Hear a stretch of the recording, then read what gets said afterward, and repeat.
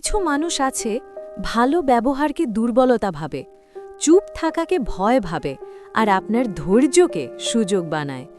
আজ আমি আপনাকে মারধর শেখাবো না, আজ শেখাবো দুষ্ট লোককে এমনভাবে জব্দ করার কৌশল যাতে সে নিজেই দূরে সরে যায় আর আপনি থাকেন সম্মানের জায়গায়। এই ভিডিও কারো ক্ষতি করার জন্য নয়, এই ভিডিও তাদের জন্য যারা ভালো হতে গিয়ে বারবার ঠকে, যাদের সরলতাকে অনেকে ব্যবহার করে।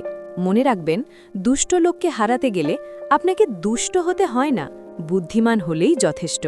চলুন শুরু করি দুষ্ট লোককে জব্দ করার 10টি শক্ত উপায়। নাম্বার 1, বেশি কথা বলা বন্ধ করুন। দুষ্ট লোকের সবচেয়ে বড় অস্ত্র হলো আপনার কথা এবং আপনার প্রতিক্রিয়া।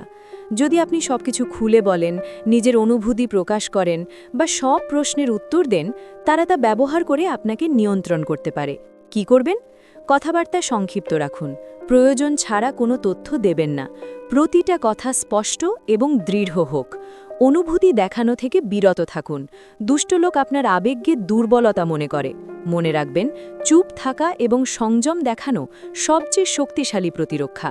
আপনি যত কম কথা বলবেন, দুষ্ট লোকের জন্য তত কম সুযোগ থাকবে। সে তখনই বুঝবে যে আপনি তার খেলা খেলে যাচ্ছেন না। শব্দের শক্তি ঠিক মতো ব্যবহার করতে জানলে দুষ্ট লোক নিজেই পিছনে সরতে শুরু করবে। নাম্বার 2, বেশি কথা বলা বন্ধ করুন। দুষ্ট লোকের সবচেয়ে বড় শক্তি হল আপনার বলা কথা, আপনার আবেগ আর আপনার প্রতিক্রিয়া। আপনি যত বেশি কথা বলবেন, সে তত বেশি তথ্য পাবে আপনাকে আঘাত করার জন্য। কি করবেন? অপ্রয়োজনীয় কথা একদম বাদ দিন। নিজের ব্যক্তিগত বিষয় শেয়ার বন্ধ করুন। প্রশ্নের উত্তর ছোট এবং পরিষ্কার দিন।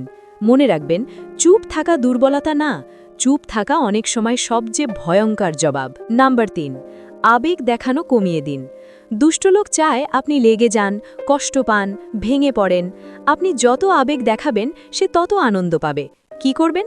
কথা বলার সময় শান্ত থাকুন। মুখে হাসি থাকলেও ভেতরে নিয়ন্ত্রণ রাখুন। রাগ বা কষ্ট প্রকাশ করবেন না।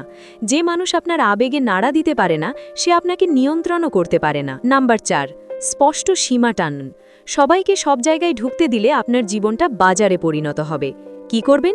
এটা আমার ব্যক্তিগত বিষয়, এখান পর্যন্তই, এর বেশি নয়। এই কথাগুলো বলতে শিখুন। সীমা না টানলে ভালো মানুষরাই সবচেয়ে বেশি ব্যবহার হয়। নাম্বার 5, সব প্রশ্নের উত্তর দেবেন না। দুষ্ট লোক প্রশ্ন করে সাহায্যের জন্য নয়, তথ্য সংগ্রহের জন্য। কি করবেন? প্রয়োজন নেই এমন প্রশ্ন এড়িয়ে যান। সময় হলে বলতে শিখুন। নীরব থাকাও এক ধরনের উত্তর।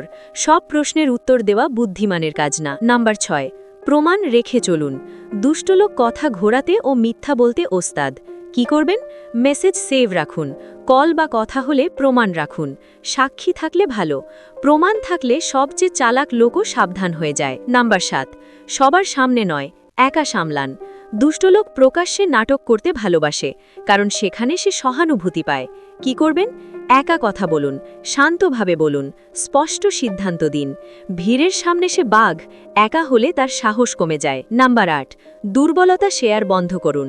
সবাই বন্ধু না, সব কান বিশ্বাসযোগ্য না। কি করবেন? নিজের কষ্ট নিজের মধ্যে রাখুন। প্রয়োজন ছাড়া কাউকে বিশ্বাস করবেন না। নিজের পরিকল্পনা গোপন রাখুন। আপনার দুর্বলতা অন্যের হাসির কারণ হতে দেবেন না। নাম্বার 9, দূরত্ব তৈরি করুন। সব লড়াই লড়ার দরকার নেই, কিছু লড়াই এড়িয়ে যাওয়াই বুদ্ধিমানের কাজ। কি করবেন?